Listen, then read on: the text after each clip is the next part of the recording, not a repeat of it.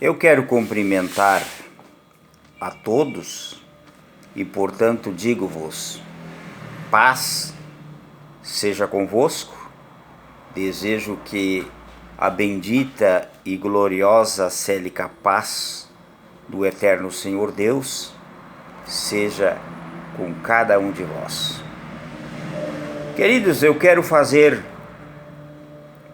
uma leitura bíblica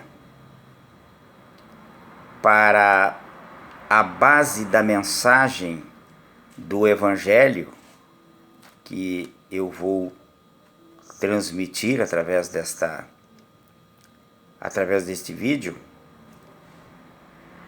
Esta mensagem encontra-se na epístola do apóstolo Paulo aos Gálatas, no capítulo 1 e os versículos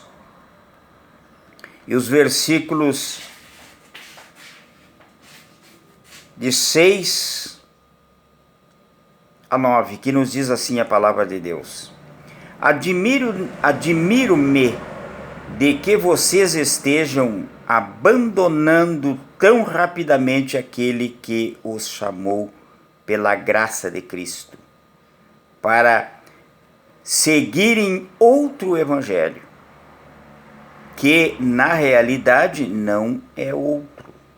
O que ocorre é que algumas pessoas estão perturbando, querendo perverter o evangelho de Cristo. Mas ainda que nós, um anjo dos céus, pregue um evangelho diferente daquele que lhes pregamos, que seja anátema. Como já dissemos, agora repito: se alguém lhes anuncia um evangelho diferente daquele que já receberam, que seja amaldiçoado. Queridos,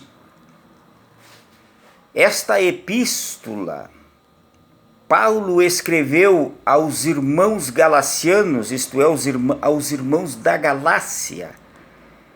E a data desta carta, desta missiva, desta epístola, como queiram, ela é datada mais ou menos em torno do ano 49 da nossa era cristã. O ano 49, mais ou menos esse inteirinho de tempo aí, é que Paulo escreve esta epístola aos irmãos da Galácia. E naqueles dias, meus queridos, já estava ocorrendo algo estranho no Evangelho.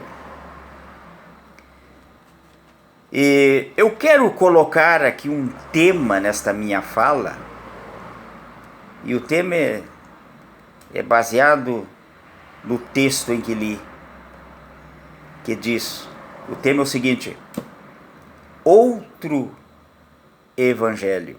Este é o tema, outro evangelho.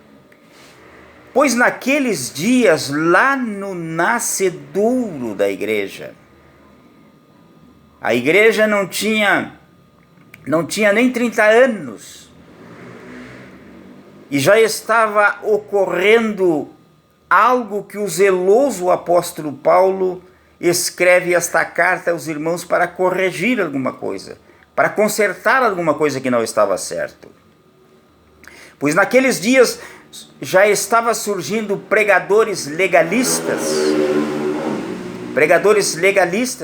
que estavam pregando um outro evangelho, uma outra mensagem eles estavam pregando.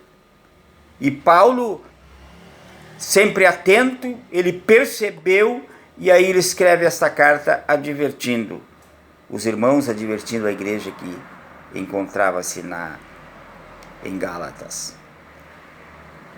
Irmãos, já se passou-se quase 2000 anos daquela data. Nos dias de hoje, o que tem surgido de pregadores pregando outro evangelho? Está cheio de pregadores pregando outro evangelho, pregando outra mensagem, que não é a mensagem que coaduna-se com com as Escrituras. O Evangelho não pode fugir das Escrituras. É o que Cristo pregou, é o que Cristo ensinou. Isso é que o pregador deve de pregar. O apóstolo Paulo também, quando ele escreveu uma carta para o jovem Timóteo, o jovem pastor Timóteo, na sua segunda carta para Timóteo, no capítulo 4, e também nos versículos iniciais, Paulo também fala também para que Timóteo também tivesse cuidado também, que estavam infiltrando-se pregadores com outras mensagens, pregadores falando de fábulas, de mitos. E já naqueles dias ali, Paulo fala que alguns amontoariam para si doutores, mestres, para ouvi-los. E estes doutores e mestres que Paulo fala que já estava acontecendo, já estava surgindo naqueles dias ali, são pessoas que querem ouvir aquilo que bem lhe apraz. Então já tinha aqueles doutores e mestres que iriam falar aquilo que as pessoas gostariam de ouvir. Ao passo que o Evangelho, eu, na condição de pregador do Evangelho, eu não posso pregar o que eu quero, não devo pregar o que eu quero. Eu tenho que pregar o que Cristo pregou. Eu tenho que pregar o que os hagiógrafos sagrados, a Bíblia Sagrada, as Santas Escrituras me outorgam a pregar. É isso que eu tenho que pregar. Eu não preciso trazer inovações, trazer coisas novas, introduzir coisas novas. Não, o Evangelho não precisa disso. O Evangelho, ele é simples. O Evangelho, ele não tem nenhum complicador. É simples. A mensagem do Evangelho, ela é simples. Queridos, tem surgido nos nossos dias pregadores aí que eu chamo de pregadores de cotonete. Paulo fala que aqueles irmãos ali, que ele escreve para Timóteo, que as pessoas estavam como que sentindo comichão nos ouvidos, e aí queriam ouvir aquela mensagem que viesse coçar os seus ouvidos. E hoje tem os pregadores de cotonete coçando os ouvidos daquelas pessoas que estão cheias de arrogância e querem que as suas concupiscências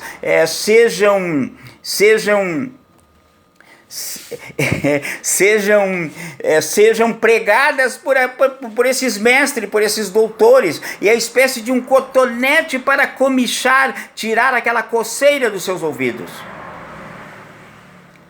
Pessoas cheias de concupiscências.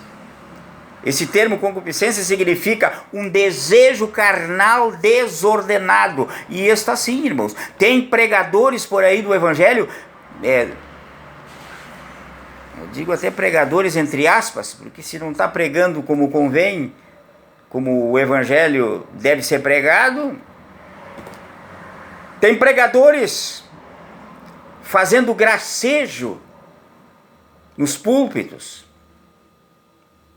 fazendo gracinha, fazendo gracejo, fazendo com que o povo, fazendo o povo rir. E nesses gracejos sempre vem por detrás alguma mensagem subliminar. Hoje estão falando muito sobre casais. Há pregadores aí que se especializaram nesse viés aí, falando sobre casais. E aí falam sobre intimidade entre quatro paredes e tal, e fazem gracejo, promovem gracejos e tal, e a plateia, o auditório alegra-se, dão risada, riem abundantemente, risos para tudo que é canto. Tem um desses pregadores aí que ele até usa uma linguagem acaipirada. Ele não é caipira. Ele não é caipira. Ele é muito bem preparado. E aí ele usa aquela linguagem caipira ali e tal para chamar atenção e promover gracejos no púlpito. O pregador do evangelho não é para fazer graça para os outros rir. Tem outro lugar para fazer graça para o povo rir, que chama-se circo. Pois é, queridos. Mas isso aí é a finaleira dos tempos. É fim dos tempos. Jesus disse quando ele esteve aqui na terra que assim como foi nos dias de Noé, seriam também da mesma maneira que ocorreu lá nos dias de Noé, os dias que antecederam ao dilúvio. As pessoas casavam, comiam, davam-se em casamento, levando uma vida assim, à la largón, como diz o espanhol, uma vida de qualquer jeito, e não perceberam quando o pregoeiro da justiça, o Noé, entrou na arca. Não perceberam, só foram se dar conta quando veio o dilúvio e o mesmo levou a todos. Estamos vivendo esses dias. Enquanto estes pregadores fazem gracejos nos púlpitos, meus amados irmãos, estão perdendo tempo. Deveriam pregar o evangelho lídimo, o evangelho autêntico, genuíno e verdadeiro. O pregador tem que se preocupar é pregar o evangelho verdadeiro, o evangelho de cruz, de salvação, de redenção e de vida eterna em Cristo Jesus. Esta é a missão do pregador, esta é a missão do pregador. Pregar o evangelho genuíno. Mas lamentavelmente, meus queridos, está assim. Mas é fim dos tempos. Estão pregando um outro evangelho. Mensagens recheadas de autoajuda, mensagens recheadas de autossugestão, técnicas de física quântica, técnicas de neurolinguística. Eu ouço esses pregadores usando todas estas técnicas. É claro que tudo que se aprende pode se usar, mas tem que saber como aplicar. Não pode deturpar o evangelho. Estão deturpando o evangelho. Nos dias de Paulo já tinha pessoas deturpando o evangelho. Um agrupamento de mestres, de doutores, ensinadores, deturpando, pregando um outro evangelho que não condiz com o evangelho lídimo, o evangelho autêntico, genuíno e verdadeiro. Outro evangelho estão pregando. Mas eu vou encerrar aqui a minha fala. Vou arrematar aqui a minha fala. E desejo que todos quantos estão me ouvindo e vão me ouvir, que possam estarem com a sua vida no altar do Senhor. Que Deus vos abençoe de uma forma toda especial. Que Deus sobre ti levante o seu rosto e te dê a paz, te abençoe e te guarde, e te ilumine. E que a bênção do Altíssimo seja impetrada sobre a tua vida, em o nome de Jesus.